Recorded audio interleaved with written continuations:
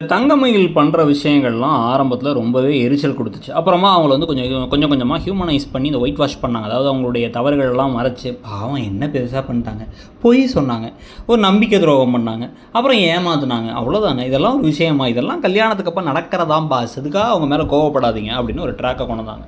அதில் வந்து பார்த்திங்க அப்படின்னா வந்து அவங்கள ரொம்ப நல்லவங்களா, ரொம்ப இன்னசென்ட்டாக அவங்க அம்மா தான் எல்லாத்துக்கும் காரணம் அப்படிங்கிற மாதிரி கொண்டு வந்தாங்க. ஆனால் ராஜி டியூஷன் எடுக்க விடாமல் கெடுத்து அதை வந்து வீட்டிலலாம் போட்டு கொடுத்து மேனிப்புலேட் பண்ணதே யார் அப்படின்னா அது இவங்க தான் பண்ணாங்க.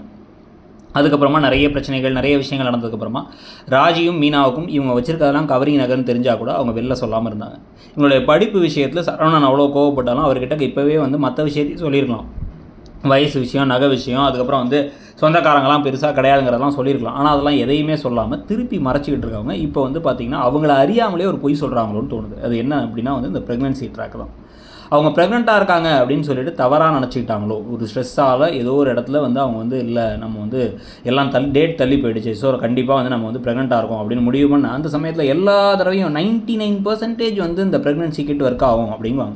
98%. ஒரு 2% இருக்குல்ல, அந்த 2% தப்பானதில் தான் அந்த ஃபால்ஸ் பாசிட்டிவ் அப்படிங்கிற மாதிரி தப்பாக வந்து பாசிட்டிவ்னு 2 கோடு காமிச்சிருச்சா அப்படிங்கிறத பொறுத்திருந்து பார்க்கணும். ஏன்னா அவங்களுக்கு அதை தவிர எந்த ஒரு விஷயமும் இல்லை. டாக்டரையும் போய் பார்க்கவே இல்லை.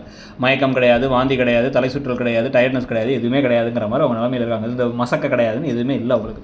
ஸோ இந்த பிரச்சனைகளுக்கு இடையில் இப்போ அவங்க அம்மா வந்து அந்த வீட்டையும் அந்த கடையை எப்படியாச்சும் நீ அடிச்சு பிடிங்கி வாங்கிடணும்னா அவங்க சரி ஆமாம், ஆனால் வந்து வாங்கிடணும்னா எப்படி இவரை கன்வின்ஸ் பண்ணுறதுன்னு யோசிக்கிறாங்களே தவிர அதெல்லாம் வாங்கக்கூடாது, இது ஒரு குடும்பம் எல்லாரும் ஒன்றா தான் இருக்கணும், எல்லாத்துக்கும் சமமானது அது அப்படின்னு யோசிக்கவே இல்லை.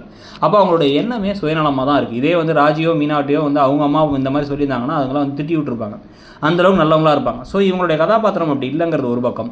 இப்போ உண்மையிலே இவங்க ப்ரெக்னெண்ட்டாக இல்லைங்கிறது தெரிய வந்தால் அதை மறைச்சிட்டே ரொம்ப நாள் கொண்டு போயிட்டு இருப்பாங்களா? இல்லை அது தெரியும், ஏன்னா வந்து இப்போ அவர் கோவப்பட்டுருவார் சரவணன், அப்படி பொய் சொல்லி தான் வந்து நீங்கள் கூட்ட வரணும், நீ இந்த வீட்டுக்கு வரணுங்கிறதுக்காக பொய் சொல்லியிருக்கேன்னு சொல்லிடுவாருங்கிறதுனால வேறு ஏதாச்சும் ஆங்கிளில் ஏதாச்சும் ஒரு பிரச்சனையை பண்ணுவாங்களாங்கிறத பொறுத்து இருந்து பார்க்கணும். ஒரு ட்ராமா காத்துக்கிட்டு இருக்குங்கிறது தெரியும். தங்கமயில் ப்ரெக்னெண்ட்டாக இருக்கிறதுக்கான வாய்ப்புகள் குறைவாக இருக்குன்னு தோணுது. இதுக்கு நடுவில் இந்த ஓவர் ஆக்ஷனாக பாண்டியன் பண்ணிவிட்டு மீனா மேலே கோவப்படலாம் நம்ம கொஞ்சம் கடுப்பாக தான் இருக்குது. உங்களுக்கு என்ன தோணுது? மயில் ப்ரெக்னெண்ட்டாக இல்லையா என்ன நினைக்கிறீங்கிறத சொல்லுங்கள். தேங்க்யூ.